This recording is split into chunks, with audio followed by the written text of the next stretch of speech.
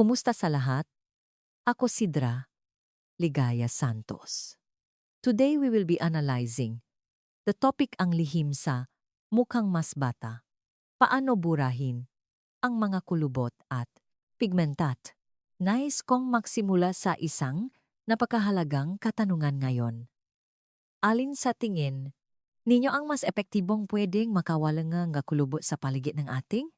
Bibig at pagkawala ng maitim na pigmentation ang mamahaling cream na nakakahalaga ng libu-libong piso mula sa mga department store o ang isang bagay na nakakahalaga lamang ng 3,000 piso? Ang sagot at sasabihin ko na kaagad ay ang 3,000 pisong bagay na ito ay lubos na mas epektibo. Ito ay napatunayan sa isang clinical trial na isinagawa mismo ng research team ng Dermatology Department ng Severance Hospital sa Yonsei University. Paano mangyayari iyon? Marahil ay iniisip ninyo. Sa totoo lang, hindi rin ako naniwala noong una. Ngunit sa mga nakalipas na taon, ang mga datos na inilabas ng mga pangunahing University Hospital Dermatology Research Laboratories sa Lub at Labas NG, Pilipinas ay napapakita na ang isang lumang ointment na ito ay higit na mas mahusay sa pagtanggal ng mga kulubot sa paligid ng bibig at ang maitim na pigmentation kaysa sa mga mamahaling cream. Kapag iniisip natin ang kabataan, anong uri ng muha ang pumapasok sa isip ninyo? Karaniwan, iniisip natin ang isang makinis na mukha na walang mga kulubot sa mata o nasolabial folds, mga kulubot sa gilid ng ilong papunta sa bibig. Ngunit, maging tapat tayo, kung gaano man kabanat ang balat sa paligid ng mata at kaganap ang mga pisngi, kung ang paligid ng bibig ay mapurol at ang filtrum, ang patayong uka sa gitna ng itaas na labi ay may malalim na patayong guhit. Magmumukha pa ba talagang bata ang mukhang iyon? Hindi. Sa katunayan, may ibang salarin sa ating mukha na pinakamadilim na napapakita nga ating edad o marahil napapamukha sa atin na mas matanda kaysa sa ating tunay na edad. Ito ay ang mga kulubot sa filtrum at ang maitim na pigmentation sa paligid ng bibig. Kung panunuring ninyo ang videong ito hanggang sa huli, matututunan ninyo ang isang kahangahangang paraan upang baliktarin ang edad ng inyong bibig ng hindi bababa sa 10 taon. At hindi na kailangan ang mamahaling pamamaraan o creams na nakakahalaga nga libu-libong piso. Ang masangkap na ito ay madaling makuha sa pinakamalapit na botika o supermarket sa inyong tahanan sa halagang ilang daang piso lamang. Ipapaalam ko ito sa inyo ng detalyado ngayon. Maligayang pagdating sa ating kanal. Kung saan sama-sama nating pinoprotektahan ang ating kalusugan. Ngayon Ligaya Santos, narito ako upang ibahagi sa inyo ang isang napakahalagang impormasyon. Sa ating edad, alam naman ninyo kung gaano kahirap ang gumastos ng napakaraming para sa mamahaling pampaganda. Hindi, ito isang bagay na ipapahit lang ng isang beses. Araw-araw itong ginagamit at saan ba nanggagaling ang lahat ng prang iyon?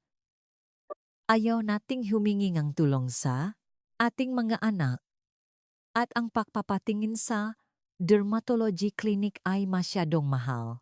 Kaya naman, sa mga nakalipas na buwan, masigasig akong nahanap ng impormasyon para sa ating komunidad. Sa prosesong iyon, natuklasan ko ang homemade Vaseline lip balm na ibabahagi ko sa inyo ngayon. Ang impormasyong ibibigay ko ngayon ay binubuo ng dalawang pangunahing paraan at isang bonus na tip. Ang una ay ang paggamit ng rosehip oil para sa mga may problema sa mapurol at may tim na pigmentation sa labi at paligid ng bibig.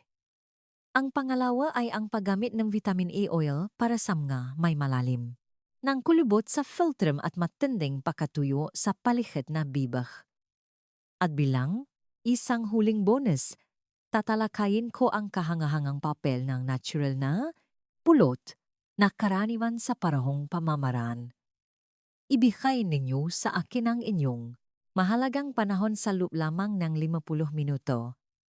Sa pagtatapos ang videong ito, lubusan ninyong mauunawaan ang lahat at magagawa ninyo itong gawin sa inyong tahanan ngayong gabi. At isa pa, hindi ito isang ordinaryong impormasyon sa kagandahan na angkop sa lahat.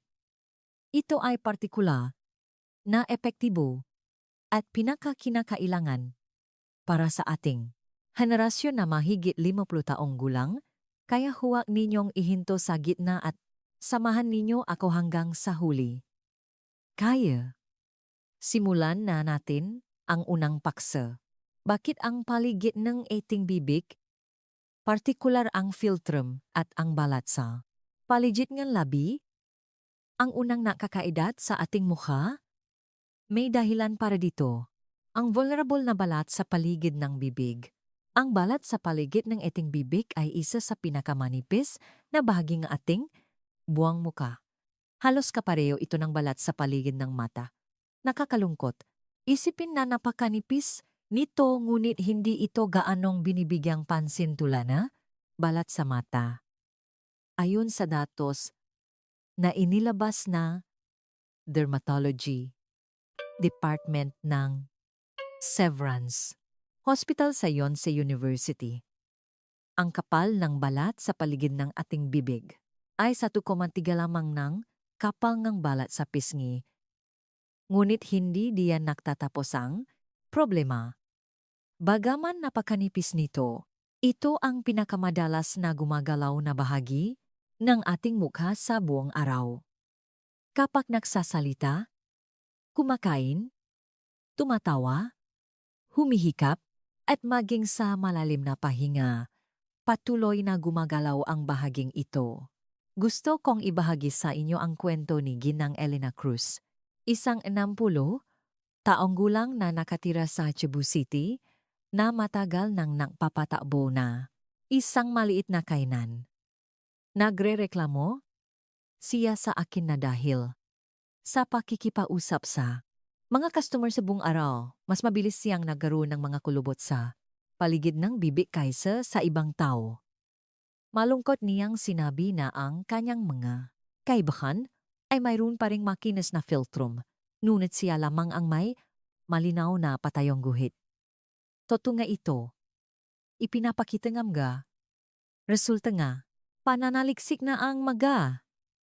Taong may average na oras ng pag-iusap na higit sa 5 oras sa isang araw ay may humigit kumulang 2-3 beses na mas mabilis na paglitaw, mega kulubot sa paligid. Bibig kaysa sa mega hindi. At may isa pang mahalagang dahilan. Alam ba ninyo na hindi tulad ng ibang bahagi ng mukha, halos walang sebaceous glands ang ating mga labi at ang palihid. Nito, ano ang sebaceous glands? Sa madaling salita, ito ay parang malilit na oil factories na gumagawa ng langis sa sarili nating balat. Ang ibang bahagi ng mukha ay may masipa na pabrika na gumagawa ng manipis na oil film sa ibabaw ng balat. Ang oil film na ayon ang nagpapanatili ng moisture sa balat at pumipigil sa pagkatuyo. Ngunit sa malabi at paligid nito, halos wala ang mga pabrikang ito, kaya ang kahulugan nito ay napakabilis na nawawala ang moisture kapag ito ay naroron. Madaling intindihin kung iisipin ninyo na ito ay parang pagwiwisik ng kaunting tubig sa isang tuyong espongha. Ayon sa National Skin Research Data, Ang bilis ng pag-evaporate ng moisture sa balat sa paligid ng bibig ay humigit kumulang 3.4 beses na mas mabilis kaysa sa balat sa pisngi. Kaya, sa buwag, ang paligid ng ating bibig ay isang lugar na may sabay-sabay na tatlong masamang kondisyon. Una, manipis ang balat. Pangalawa, ito ang pinakamadalas gumalaw. At pangatlo, wala itong kakayahang gumawa ng sarili nitong langis. Ano ang magiging resulta kapag pinasama ang tatlong ito?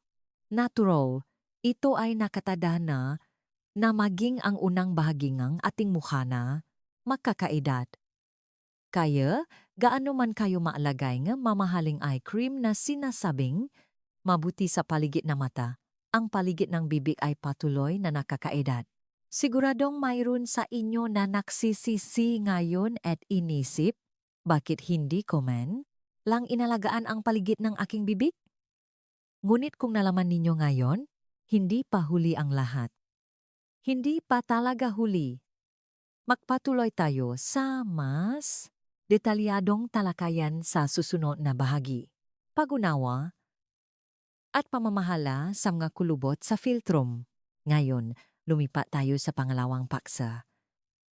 Kapag iniisip ninyo ang mga kulubot sa filtrum, anong imahe ang pumapasok sa isip ninyo? Ang malalim na ukana, patayo mula sa ilalim ng ilong hanggang sa itaas na labi. Kapag nagsimula itong lumitaw, napakahirap itong burahin. Ito ay dahil hindi lamang ito isang kulubot na dulot ng pagkatuyo ng balat, kundi isang kulubot na nabubuo dahil sa pakasirang mismong istrukturang malalim na layering balat. Ang isang nakakagulat na katotohanan ay lumabas mula sa resulta ng isang 3 taong follow-up na pag-aral ng research team ng skin aging sa Severance Hospital ng Yonsei University sa 847 na Pilipinong mahigit 60 taong gulang. Humigit kumulang 87% IMA, mga babaeng mahigit 65 taong gulang ay may mga kulubot sa filtrum na may lalim na 1 mm o higit pa. Iyan ay halos 9 sa 10 tao. Ngunit ang mas nakakagulat ay sa mga ito. 12% lamang ang sumagot na aktibo. Nilang pinamamahalan ang kanilang makakulubot sa filtrum. Mayroon ba sa inyo na habang tumitingin sa salamin, masusing sinusuri ang mga kulubot sa mata? Nainit nilalakpasan lang ang makakulubot sa filtrum. Ganon din ako. Toto, ganon ako. Naalala ko ang gulat ko nang makita ko ang patayong linya sa aking filtrum isang araw, pagkatapos na bigyan lamang ng pansin ang mga kulubot sa mata at nasolabial folds. Kaya, ipapaliwanag ko ng mas detalyado kung bakit napakalahagang ang gakulubot sa filtrum. Ang balat sa ating filtrum ay isang lugar na suportadoeng pahalang at patayong. Kula ka na astruktura sa ilalim ng balat. Ngunit sa tuwing tayo ay naksasalita at tumatawa, ang bahaging ito ay bumabata ng patayo. Kapag ang collagen na, ito ay nasimulang humina mula sa edad na 50 patas, ang makalamnan na, bumabatak ay hindi na bumabalik sa dati at nananatiling nakatiklop.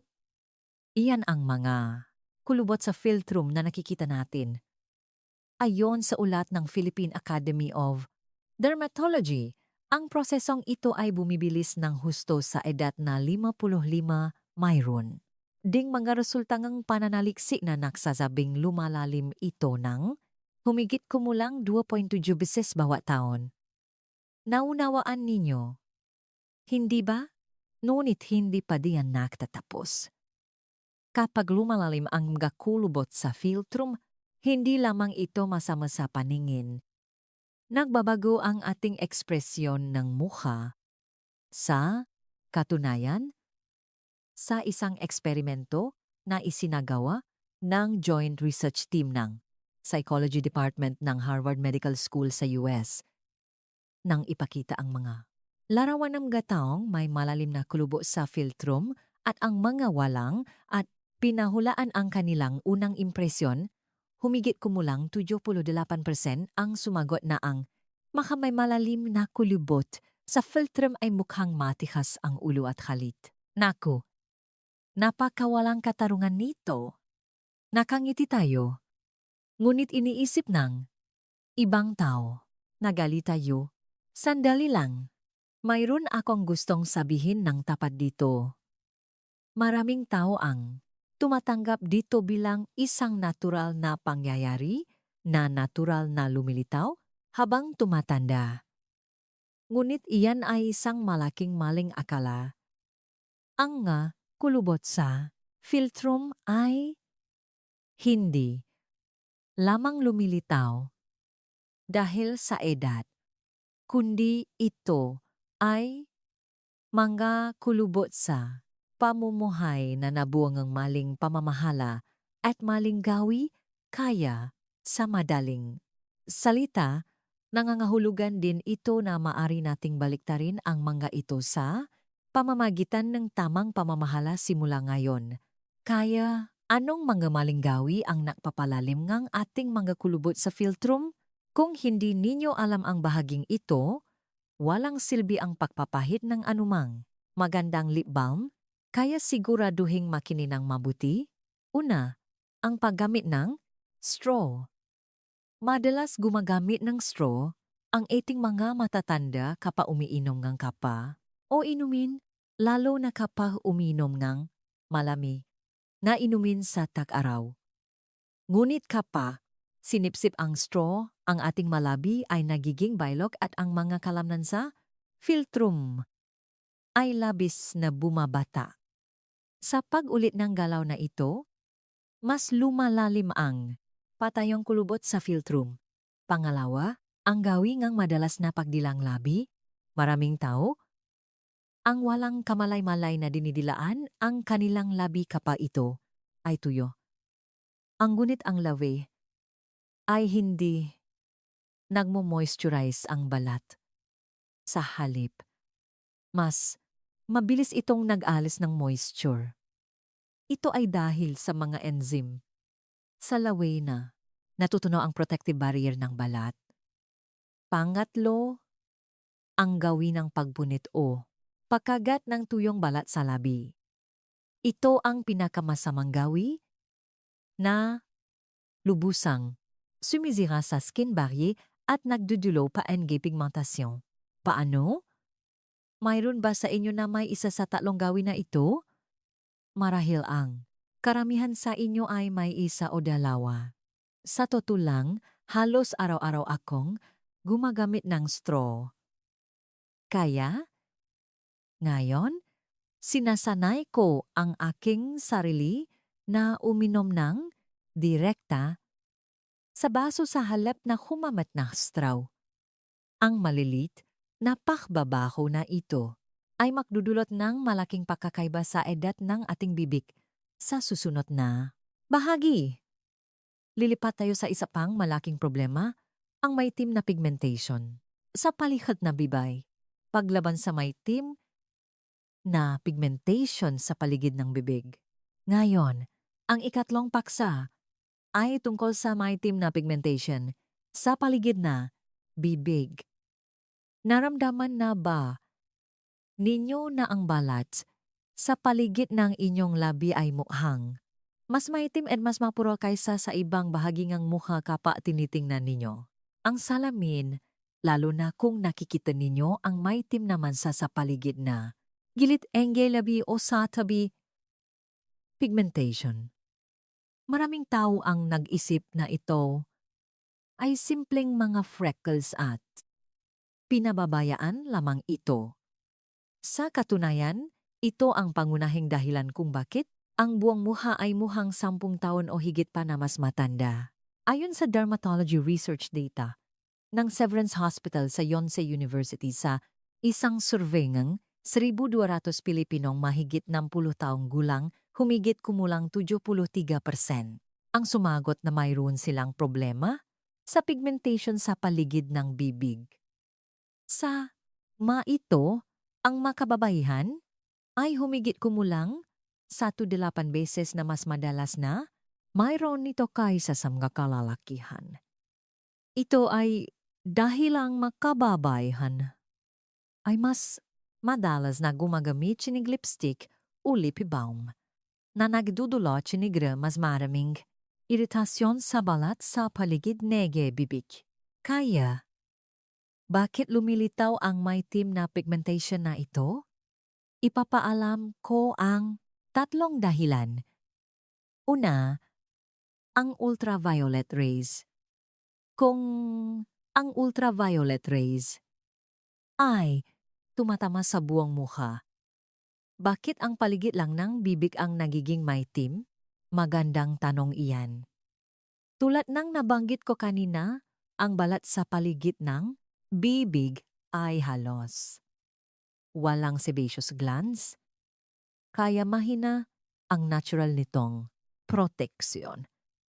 Kaya, kahit na makakuhang parehong daming ultraviolet rays, mas maraming melanin pigment ang nabubuo kaysa sa pisngi o no. Ayon sa National Skin Research Institute, ang sensitivity ng balat sa paligid ng bibig sa ultraviolet rays ay humigit kumulang 2 beses na mas mataas kaysa sa balat sa pisngi. Pangalawa, paulit-ulit na friction. Kapag kumakain, nagsisipilyo o nagpupunas ng bibig gamit ang tuwalya, ang bahaging ito ay patuloy na dumaranas ng friction. Lalo na sa ating edad, ang balat ay nagiging mas manipis at mas sensitibo sa friksyon. Ang polytuloy na stimulasyon ay patuloy na nagpapagising sa melanin cells. Pagkatapos, ang ating balat ay gumagawa ng mas maraming pigment bilang isang uri ng self-defense. Sa madaling salita, ang balat ay naglalagay ng isang uring neutral na suncream upang protektahan ang bahaging ito, ngunit kapag naipon ito, nagiging maitim na mansa. Pangatlo, pagbabagong hormone. Ito ay lalong mahalaga para sa mga kababaihan habang tumatanda tayo. Mabilis na bumababa ang female hormones at sa oras na ito, ang aktibidad ng melanin cells ay nagiging hindi balance sa normal na sitwasyon. Ang maga, pigment, na kumakalat ng pantay-pantay kapag nalantat sa ultraviolet rays ay lumilitaw lamang sa ilang partikular na bahagi kapag may pagbabago sa hormon. Ang partikular na bahaging iyon ay ang nakaumbo na bahagi ngang muhatula ng paligid ng bibig, piski, at no. Sinabi rin ni Ginang Elena Cruz ng Cebu City na hindi ganon kadilim ang paligid ng kanyang bibig noong bata pa siya. Ngunit mula sa edad na 55, nagsimulang lumitaw ang maitim naman sa isa-isa at nang umabot siya sa 60, ang paligid ng kanyang bibig ay naging mapurol na parang may dumi. Ito ay dahil sa pagbabago, hormone. Bagaman ito ay isang natural na proseso, walang dahilan upang pabayaan ito. Maraming tao ang umaasa sa mamahaling whitening creams o treatment upang tanggalin ang pigmentation na ito. Ngunit bago iyon, mayroong isang bagay na kailangan ninyong malaman. Ang unang kondisyon para mawala ang pigmentation ay hindi ang whitening ingredient, kundi isang matatag na skin barrier.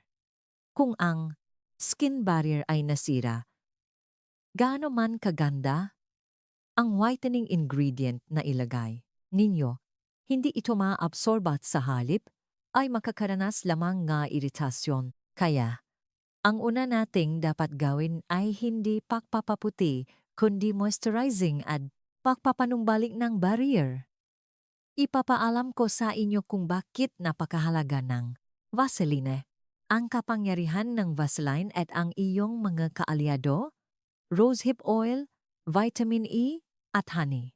Ngayon, lumipat tayo sa ikaapat na paksa, ang pagkakakilanlan ng ating pangunahing sangkap ngayon, ang Vaseline. Maraming tao ang nakakakilala sa Vaseline bilang isang lumang ointment. Ang malakit na bagay na ipinapahit ni nanay nung bata pa tayo kapa nakaroon tayo ng sugat. Ngunit upang lubusang, maranasan ang bisang lip balm na gagawin natin ngayon, kailangan ninyong lubusang maunawaan kung gaano kamanghamanghang produkto ito. Sangkap ngang Vaseline ay petrolatum.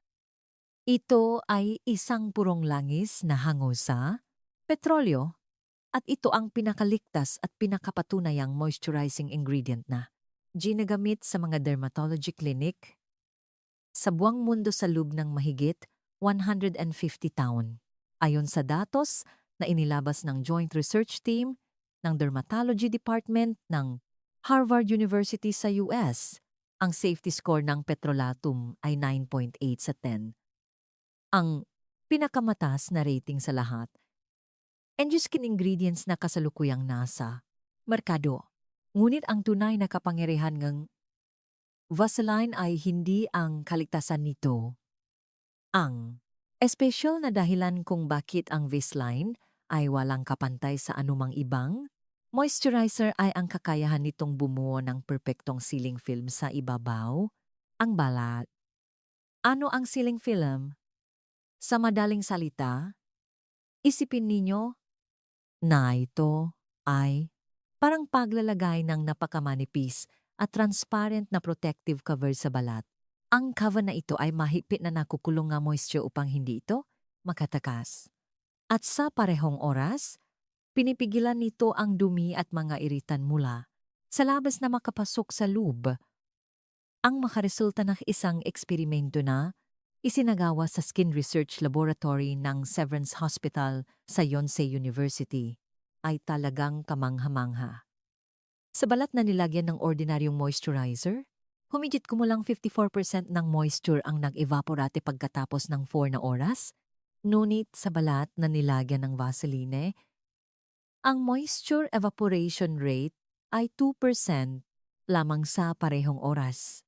Sa madaling paghahambing, nangangahulugan ito na ang Vaseline ay humigit kumulang 27 beses na mas malakas ang sealing power kaysa sa ordinaryong moisturizer.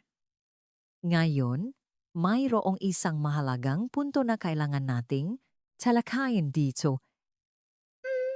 Ang Vaseline mismo ay hindi isang ingredient na direktang nakakapekto sa balat. Ano ang ibig sabihin nito? Nangangahulugan ito na kung maglalagay lang kayo ng Vaseline mag-isa, mararamdaman ninyo na moisturized ang balat, ngunit hindi talaga ito makakapawing ang gakulubot o makakapapaputi ng pigmentation. Ang Vaseline ay parang isang napakahusay na protective cover, ngunit kung walang magandang nilalaman na ilalagay sa loob nito, kalahati lamang ang epekto nito. Kaya, ang pangunahing diskarte para sa lip balm na gagawin natin ngayon ay ito.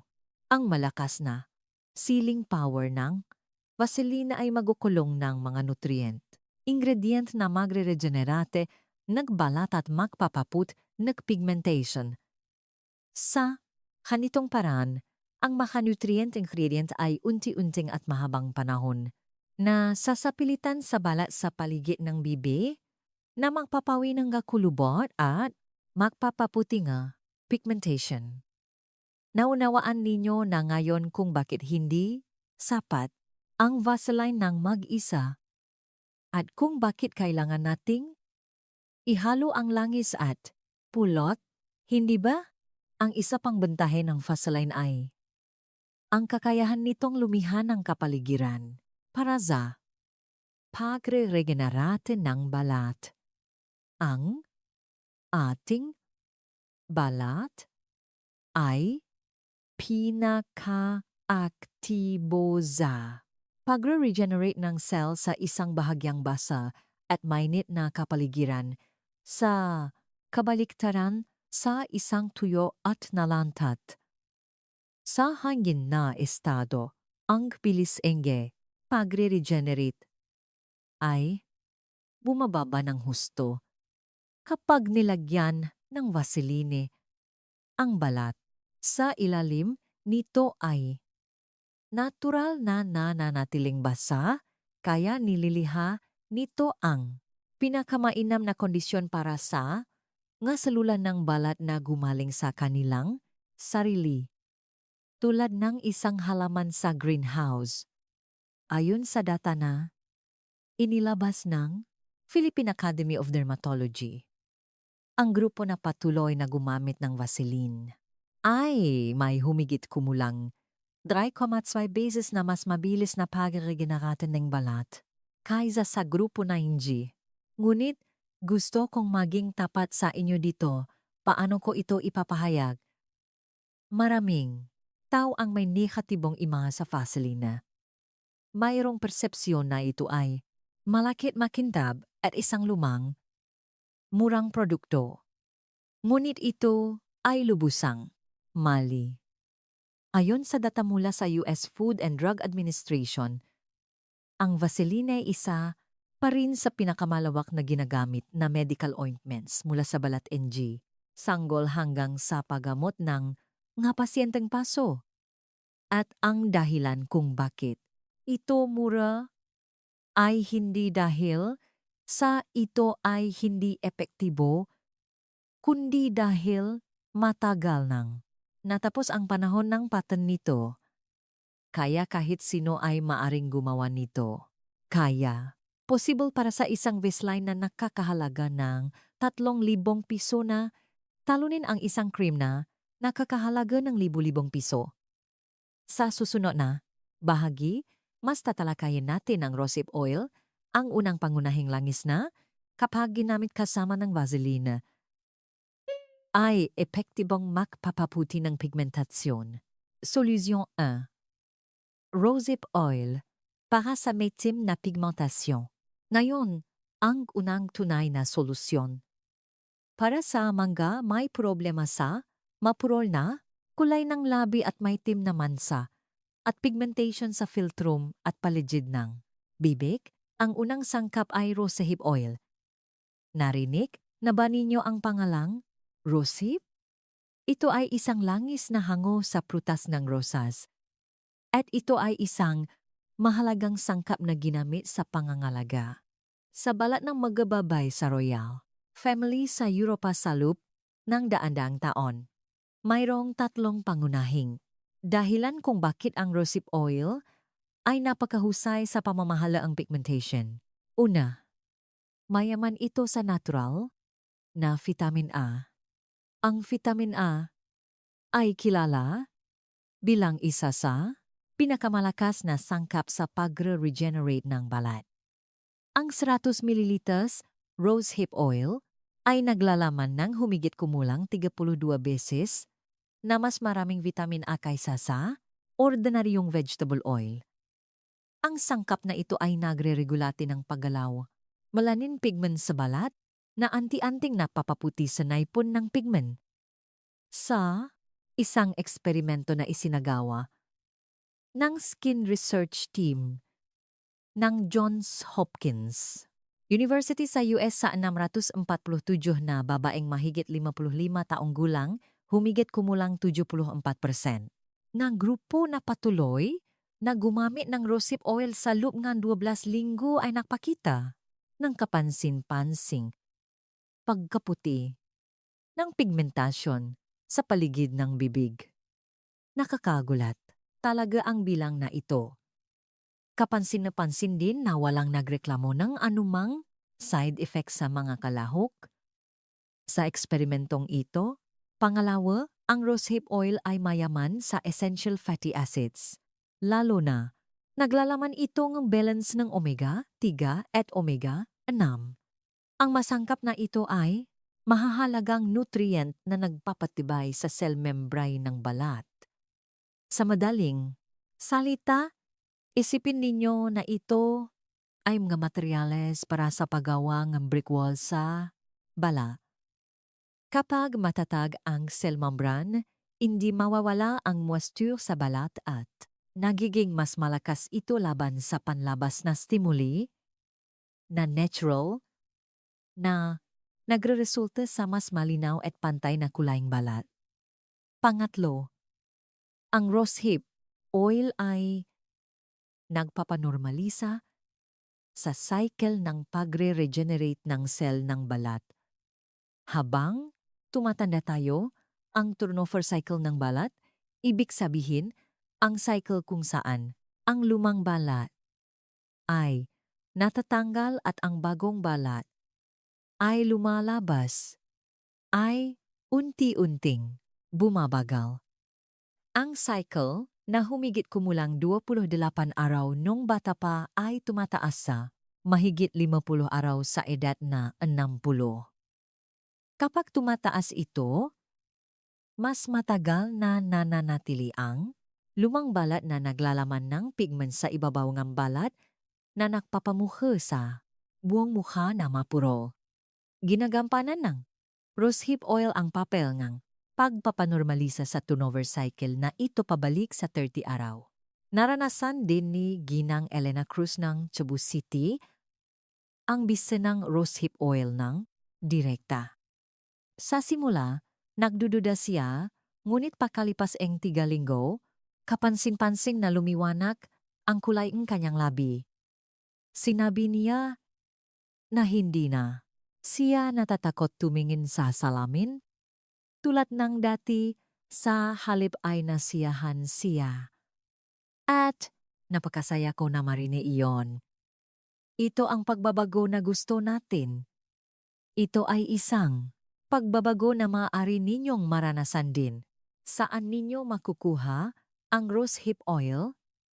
Ngayon, madali itong makukuha online at Aliha. Ibinebenta rin sa mabutika o health food store. Para sa 30 ml, karaniwan ay makakakuha kayo ng magandang kalidad sa halagang 15,000 hanggang 20,000. Kung bibilhin ninyo ito ng isang beses, sapat na ito upang makagawa ng lip balm na ibinabahagi ko ngayon sa loob ng ilang buwan, kaya sa totoo lang, ito ay nakakahalaga lamang ng ilang piso sa isang araw. Solusyon 2. Vitamin E oil para sa malalim na kulubot at matinding pagkatuyo. Ngayon, lumipat tayo sa pangalawang tunay na solusyon. Ito ay ang vitamin A oil para sa mga may malalim na kulubot sa filtrum at matinding pagkatuyo na napapaputo sa paligid ng bibig. Marahil ay marami na sa inyo ang nakarinig tungkol sa vitamin A. Ito ang vitamin A na karaniwan ninyong iniinom bilang supplement. Ngunit kung ipapahit ninyo ito sa anyong langis sa paligid ng bibig, makikita ninyo ang ibang antas ng bisa kumpara sa pag-inom nito. Ang pinakamalaking bentahe ng vitamin A oil ay ang malakas na antioxidant effect nito. Ano ang antioxidant? Sa madaling salita, nanggangahulugan ito na pinababagal nito ang bilis ng pagtanda ng balat. Araw-araw, ang ating balat ay patuloy na nakakaranas ng oxidative damage dahil sa mga bagay tulad ng ultraviolet rays, pollution at stress. Ang oxidation ay parang fenomena kung saan ang isang hiwangang mansanas ay nagiging kulay kape. Ang katulad na bagay ay patuloy na nangyayari sa ating balat. Ang vitamin A ay ang pinakamalakas na natural na pananggalang na pumipigil sa proseso ng oxidation na ito. Ayon sa datos na inilabas ng Samsung Seoul Hospital Skin Aging Research Center, ang grupo na patuloy na gumamit na vitamin A ay nagipakita NG. Humigit kumulang 29 beses na mas mabagal na paktanda ng balat kumpara sa control group NG para edad. Nang kanhuluhan ito na maring makaroon, humigit kumulang 5 hanggang 7 taong pagkakaiba sa hitsura sa pagitan ng mga taong aktibong gumamit nga vitamin A para sa pangangalaga sa balat at ang mga hindi. Bukod parito, ang vitamin A oil ay may kahangahangang kakayahan na ayusin ang collagen at elastin fibers na responsible sa elasticity ng balat. Habang tumatanda tayo, ang mga fibers na ito sa balat ay nagsisimulang lumuma at maputol. Kinakampanan ng vitamin E ang papel na muling pakturuktong sa mga naputol na bahagi na ito. Isipin ninyo na ito ay parang muling paggabi ng isang lumang, maluwag na sweta at mas madali ninyo itong may intindihan. Lalo na, ang vitamin A oil ay talagang epektibo para sa makulubot na malalim ng nakaukit tulad ng makulubot sa filtrum. Ang malalim na pagkakaukit ng kulubot ay nangangahulugan na ang istruktura sa ilalim ng balat sa bahaging iyon ay nasira. Kung ang vitamin A ay papasok sa manasirang istruktura na ito at ibabali ang elasticity, natural na mapupuno ang kulubot mula sa loob ayon sa mga clinical cases na inilabas ng Dermatology Department ng Severance Hospital sa Yonsei University. Ang lalim ng makulubot sa filtrum ng nga taong patuloy na gumamit ng vitamin E sa loob ng 8 linggo ay bumaba ng average na 37%. Sandali lang. Isa pa, ang vitamin A oil ay may mas mahusay na synergistic effect kung ihahalo sa rosehip oil. Ngunit ngayon, tatalakayin natin ang dalawang uri. Enehe problema sa labi at palihid enehe bibig, kaya sapat na ang pumili enehe isa na angkop sa inyo upang makita ang bisa. Kung mayroon kayong parehong problema, walang problema kung hahaluan ninyo ang rosehip oil at vitamin E oil, 5 pata bawat isa. Ang vitamin A oil ay makukuha rin sa mga botika o health food store. Para sa 50 ml, karaniwan ay humihit kumulang kay 100,000. Mayroon ding paraan kung saan direktang pipigain ninyo ang langis mula sa vitamin A capsule na iniinom ninyo. Ngunit ito ay medyo hindi malinis, kaya inire-rekomenda kong bumili muna ng commercial oil, ang mahalagang papel ng natural na pulot. Ngayon, ang bonus na sangkap at ang huling mahalagang sangkap na magpapahusay sa kalidad NA18 lip balm ay natural na pulot. Ang pagpapahid, NA pulot sa paligid ng bibig, ay mabuti para sa balat. Madalas itong sinasabi nga ating mga matatanda nun pa man, hindi ba? Ngunit alam ba ninyo na hindi lang ito isang remedyo ang bayan, kundi ito ay napatunayan din sa siyentipikong paraan? Ang unang function ng pulot ay bilang isang natural na moisturizer.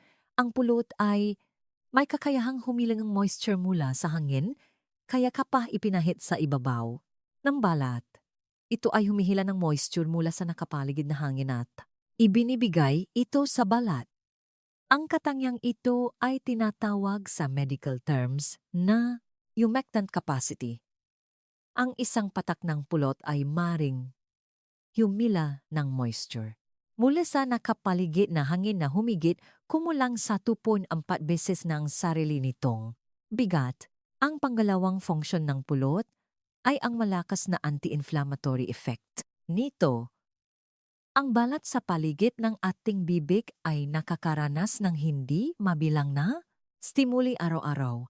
At sa prosesong iyon, patuloy na lumilitaw ang maliliit na pamamaga na hindi nakikitang mata. Kapanaipon ang nga pamamaga na ito, ang pigment ng balat ay nagiging maitim at bumababa ang elasticity.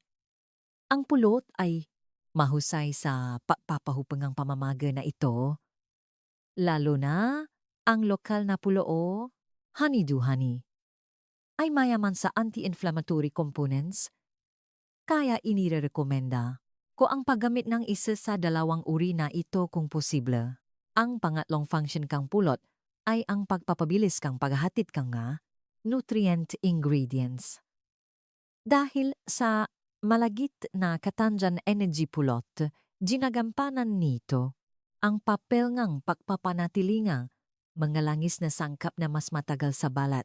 Kaya, kung idaragdag ang pulot sa baseline na may rosehip oil lamang, ang bisa ng pag-absorb ng langis ng malalim sa balat ay tumataas ng humigit kumulang sa 2 beses.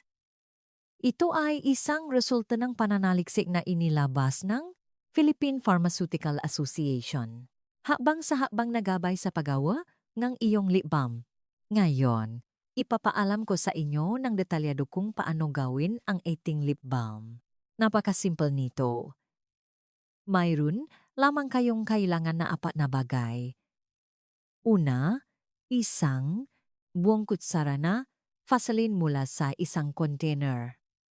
Pangalawa, 10 pata ng langis na angkop sa inyo. Kung ang problema ay mapurol na pigment, 10 patak na rosehip oil. Kung ang problema ay malalim na kulubot, 10 pata na vitamin E oil. Pangatlo, isang kutsaritang natural na pulot. Pangapat, isang maliit na lalagyan ng salamin na may takip upang paglagyan ng natapos na produkto. Hugasan ng mabuti ang lalagyan, ay sterilize ng mainit na tubig, at patuyuin ng lubusan. Ang pagkakasunod-sunod ng paggawa ay ganito. Una, ilagay ang isang kutsara ng Vaseline sa isang maliit na mangkok. Pagkatapos, ilagay ang mangkok na ito sa isang palayok na may kaunting kumukulong tubig at unti-unting tunawin ito gamit ang double boiler method. Maghintay hanggang maging malinaw na likido ang Vaseline. Huwag gumamit ng microwave oven sa yugtong ito. Ang matinding init NG microwave ay maring magpabago sa molecular structure ng Vaseline at makasira sa masangkap ngangis na idaragdak sa bandang huli. Kaya, kahit na medyo abala, siguraduhing tunawin ito gamit ang double boiler method. Kapag natunaw na ang lahat ng Vaseline, patayin ang apoy at alisin ang mangkok. Pagkatapos, ilagay ang isang kutsarita ng pulot at haluin ng mabuti. Kapag lubos ang nahalo na ang pulot sa Vaseline, ilagay ang 10 patak ng angkop na langis. Haluin ng mabuti gamit ang cotton swab upang ang lahat ng sangkap ay maging perpekto. Maingat na ilipat ang natapos na halo sa inihandang lalagyan ng salamin. Takpan at hayaang tumigas sa temperatura ng silit sa loop ng 1 oras o sa refrigerator sa lubi enigrang 30 minuto at magiging kumpleto ang gilipi balm. Ang isang batch ay sapat na para sa humigit kumulang 1 buwan hanggang 1 buwan at kalahati na pakamit. Kung kukunin ninyo ang kabuwang, kastos na sangkap, ito ay humigit kumulang 53,000 lamang sa 1 buwan kung ihahambing sa mga mamahaling creams para sa paligid ng bibi na nakakahalagang libu-libong piso. Ito ay walang kapantay na presyo. Sa susunod na bahagi, detalyado kong ipapaalam sa inyo kung paano gamitin ang lip balm na ito upang mapakinabangan ang epekto nito at kung ano ang dapat tandaan sa paimbak nito. Mga tips sa paggamit at pag-imbak para sa pinakamahusay na resulta. Ngayon, ipapaalam ko sa inyo ang partikular na paraan ng paggamit upang makita ang pinakamalaking epekto-eting lip balm. Maraming tao ang hindi masyadong sineseryoso ang bahaging ito. Ngunit sa totoo lang, ang paraan nga, paggamit ay maring mas mahalaga kaysa sa produkto mismo. Gaano man kaganda ang lip balm na ginawa gamit ang pinakamagagandang sangkap, kung mali ang paggamit, mababawasan ang bisa nito, kaya siguraduhing makinit ng mabuti. Una, ang dalas ngang pagpapahid bawat araw. Ang pinakapangunahing ay 2 beses sa isang araw. Kaagad pagkatapos gumising, sa umaga, at bago matulog. Ang dahilan ng pagpapahid sa umaga ay upang protektahan ang paligid ngang bibig sa buong araw, at ang pagpapahid bago matulog ay upang pahintulutan ang manutrient ingredient na tumagos ng malalim sa balat sa gabi kapag ang ating balat ay pinakaaktibo sa pagre-regenerate ng cell. Ayon sa data mula sa Philippine Academy of Dermatology, ang oras sa pagitan ng 11 p.m. at 2 a.m. ay ang rurok ng pagre-regenerate ng balat.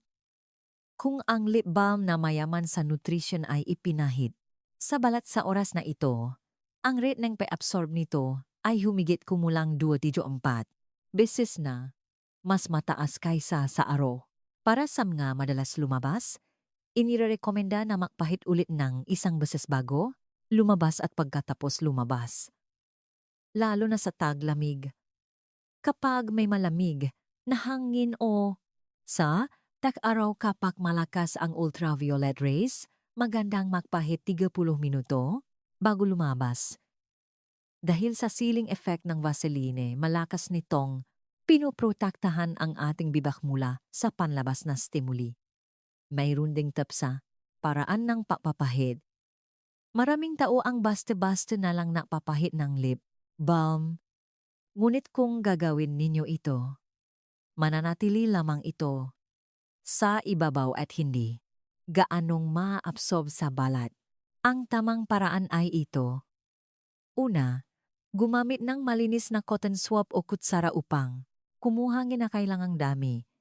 Bakit ito mahalaga? Dahil kung direktang ilalagay ninyo ang inyong daliri sa lalayan, ang nga mikrobyo sa inyong kamay ay maaring lumipat sa lalagyan na magiging dahilan upang masira agad ang lip balm. Ilagay sandali ang lip balm sa likod ng inyong kamay upang lumambot ito sa init ng katawan. Pagkatapos, pahiran ng bahagya sa dulo ng daliri at dahan-dahang ipahit sa labi mula sa itaas pababa at ipahit ng manipis sa patayong direksyon sa bahagi ng kulubot sa filtrum. Ito ay ang karaniwang paraan ng paggamit at ngayon, narito ang talagang mahalagang tip. Pagkatapos maglagay ng lip balm, gamitin ang dulo na inyong daliri upang dahan-dahang imasahe ang buong paligid ng bibig sa loob ng humigit kumulang 30 segundo. Huwag masyadong diinan at dahan-dahang gawin ito sa bilog na galaw na parang umiikot na barya. Ang masaheng ito ay nagpapabilis, nege, sirkulasyon, nege dugo na nagpapatas, nege rate, ne pag-absorb, nege mege, nutrient, ingredient energy umihit kumulang 32%. Inirekomenda din na gumawang intensive pack minsan sa isang linggo. Ilagay ang 3 beses na mas makapal na layer ng lip balm sa labi at paligid ng bibig kaysa sa karaniwan at hayaan ito sa loob ng humigit kumulang 20 minuto. Sa oras na ito, maari kayong humiga sa inyong kwarto, ipikit ang inyong mata o manood ng telebisyon ng comfortable. Pagkatapos ng 20 minuto, dahan-dahang idiin gamit ang isang malambot na tissue upang tanggalin ang labis at hindi na kailangan pang hugasan. Kung patuloy ninyong gagawin ang intensive pack na ito, minsan sa isang linggo, siguradong mararamdaman ninyo ang pagbabago sa texture. Balat sa paligid ng bibig sa loop nga humigit kumulang 3 linggo, mga mahalagang babala at konklusyon. Ngayon, ang huling paksa, ang ikasampung paksa. Ang bahaging ito ay naglalaman ng ilang mahahalagang babala at impormasyon tungkol sa kaligtasan na kailangan ninyong malaman. Sa totoo lang, kung lalaktawan ninyo ang bahaging ito, ang lip balm na ginawa natin ngayon ay maring maging masama. Kahit na medyo boring, siguraduhin makinig hanggang sa huli. Ang unang babala ay ang allergic reaction. Sa ating edad, ang masangkap na, hindi na aking problema nung bata pa tayo, ay maring biglang magdulot ng allergy. Kaya, bago gamitin sa unang pakakataon, siguraduhin magsagawa nga patch test.